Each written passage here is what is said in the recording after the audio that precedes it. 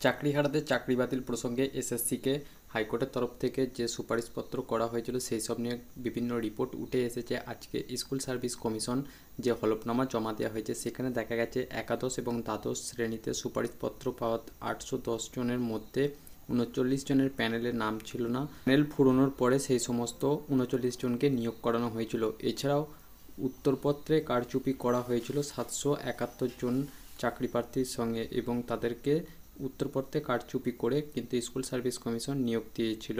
SSC chairman সিদ্ধান্ত মজুমদার হাইকোর্টে report পেশ করেছে। সেখানে উল্লেখ করেছে যে নবম দশম এবং গ্রুপ সি গ্রুপ ডি পদের যে সমস্ত শিক্ষাকর্মী নিয়োগ করা হয়েছে সেখানে অনিয়ম করা হয়েছে।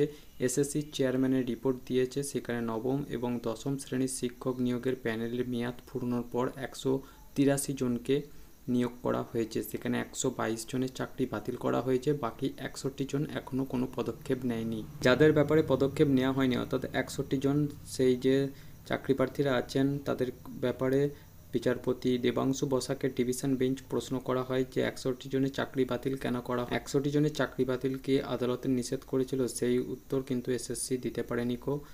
নবম দশম শ্রেণীর শিক্ষকদের চাকরি বাবদে 33 জনের বিরুদ্ধে এসএসসি এখনও কোনো পদক্ষেপ করেনি বা অভিযোগও করেনি। সূত্রের দাবি যে সেই রিপোর্টে বলা হয়েছে 33 জনের উত্তরপত্রে কারচুপির অভিযোগ আছে।